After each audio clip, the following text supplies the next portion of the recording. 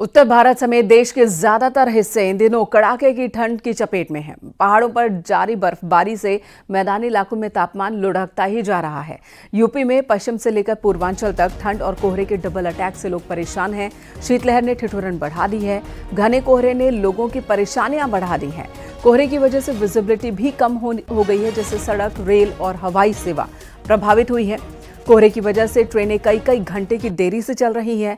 ठंड में स्टेशंस पर ट्रेनों का इंतजार करने वाले लोगों को भी काफी परेशान होना पड़ रहा है।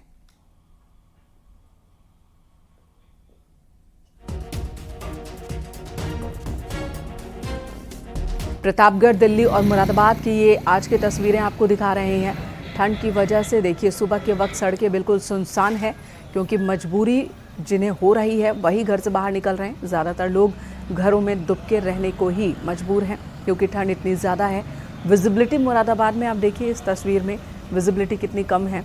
यही वजह है कि गाड़ियों की रफ्तार पर ब्रेक लग गई है और साथ ही साथ गाड़ियों की संख्या भी कम दिख रही है। लोग बाहर निकलने से बच रहे हैं, बहुत ज़रूरत पड़ने पर ही घर से बाहर निकल रहे हैं।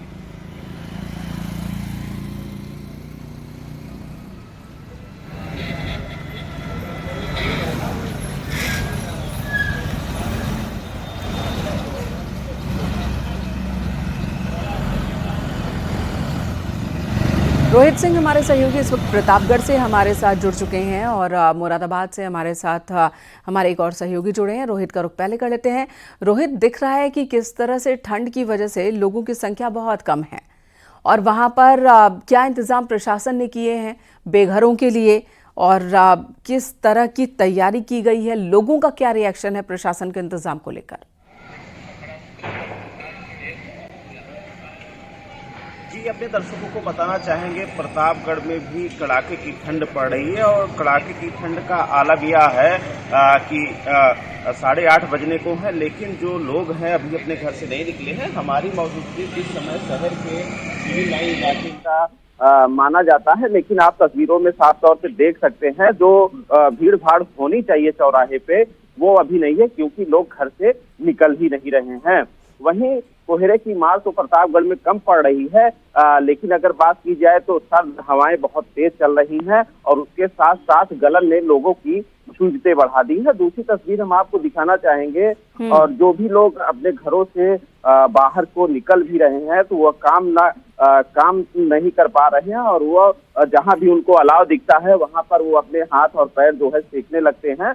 आप हमारी तस्वीरों में साफ तौर पे देख सकते हैं कि किस तरीके से यहाँ पे लोगों का जमावड़ा है और यहाँ पे प्रशासन द्वारा चौराहे पर अलाव की व्यवस्था की गई है। बिल्कुल, और इन तस्वीरों में दिख रहा है अलाव है और ठंड से बचने के लिए इंसान तो इंसान, जानवर भी अलाव के आसपास ही नजर आ रहे हैं। यहाँ एक कुत्ता और एक बछड़ा भी दिख रहा है कि वो ठंड से खुद को बचाने की कोशिश करते दिख रहे हैं। ठंड इतनी ज़्यादा है।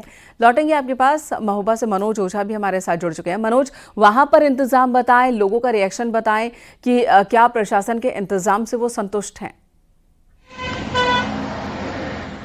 जी, निश्चित तौर पर जिस तरह से उत्तर भारत सहित बुंदेलखंड में जो पठारी इलाका है काफ़ी तेज सर्दी पड़ी है, कड़ाके की ठंड है, इससे जनजीवन बुरी तरह से प्रभावित हुआ है। मेरे पीछे आप देख सकते हैं जिस तरह से जिला प्रशासन ने रैन बसेरा का इंतजाम किए हैं। चूंकि महाकुंभ की तैयारी को लेकर भी प्रशासन बहुत अलर्ट मूड पर है और जिस तरह से कड़ाके की सर्दी हुई है उसको लेकर भी सुरक्षा के तमाम इंतजाम किए गए हैं। चूंकि यहाँ से मध्य प्रदेश जो सीमावर्ती राज्य है वहाँ से भी कई श्रद्धालुओं को प्रयागराज पहुँचना है, उसको लेकर भी प्रशासन ने तमाम इंतजाम किए गए। हमारे साथ जिस तरह से हम चाहेंगे कैमरामैन से कि बताएं कि अलाव के इंतजाम किए गए हैं, जो लोग यहाँ पर हाँक सेक रहे हैं। क्योंकि जब सर्दी का मौसम है और बहुत ज़्यादा कड़ाके की सर्दी है, ऐसे में लोगों को सर्दी से बचाने का सिर्फ एक ही उपाय दिखाई देता है, वो आग है।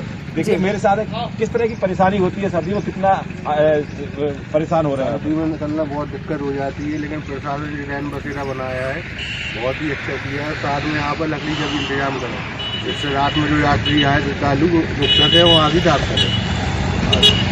जिस तरह सर्दी पड़ी इसको लेकर आपको क्या लगा? प्रशासन ने इंतजाम बेहतर किए हैं? नहीं, प्रशासन तो कर रही है, आगे भी और भी जरूरी है कि लकड़ी वगैरह का इंतजाम नहीं होता यहाँ पर रात में, तो रात में लकड़ी का इंतजाम भी करें। जो आ रहेंगे राहगीर वगैरह रुके वो अपने आगे से इत्मीनान करें। जी, प्रयागराज का महाकुंभ है, तमाम लोग यहाँ से गुजरेंगे क्योंकि मध्य प्रदेश अपना सीमावर्ती राज्य है। तो क्या लगता है किस तरह के और इंतजाम होने चाहिए और कितनी सुरक्षा व्यवस्था होगी? इनके लिए खाने पीने के इंतजाम होना चाहिए और अलाव वगैरह जलाना चाहिए ताकि जो लगातार ना हो खास के हैं मतलब आग में और खाने पीने का चाय नाश्ते का इंतजाम है। जी, तो प्रशासन के आप इंतजाम क्या से लगा कहीं जिस तरह संतुष्टि से है तो वहीं पर उसमें कमी भी लोगों को दिख रही है। धन्यवाद आप दोनों का ही बहुत बहुत इस वक्त पूरी जानकारी देने के लिए। इधर बदायूं में पुलिस की 25,000 के इनामी बदमाश से एनकाउंटर हुआ है, जिसके बाद आरोपी के पैर में गोली लगी है। आरोपी के पास से अवैध हथियार और मोटरसाइकिल बरामद की गई। आरोपी पर पहले से ही कई मुकदमे दर्ज हैं। बदायूं की सर्विलांस और एसओजी टीम की मदद से ये गिरफ्तारी हुई।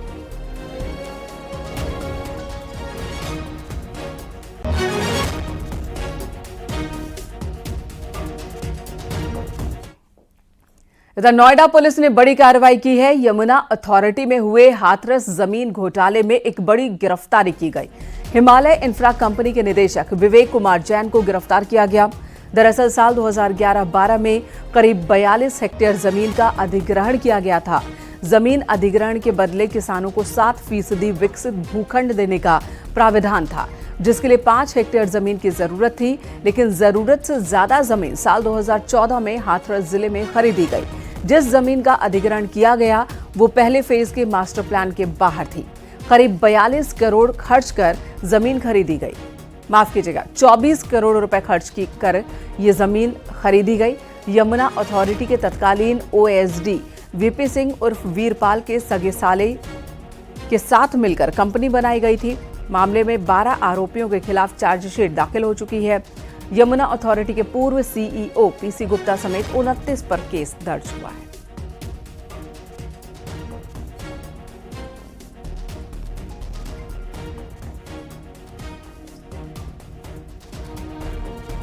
हाथरस में बेकाबू कार की ट्रक से टक्कर हुई है। 3 लोगों की इस हादसे में मौत हो गई, वहीं एक शख्स जख्मी है।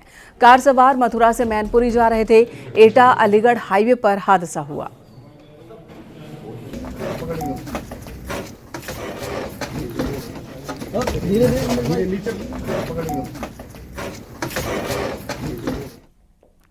इधर नोएडा ट्रैफिक पुलिस का एक सराहनीय काम सामने आया। पुलिस ने 25 मिनट में फरीदाबाद से नोएडा यथार्थ हॉस्पिटल तक किडनी पहुंचा दी।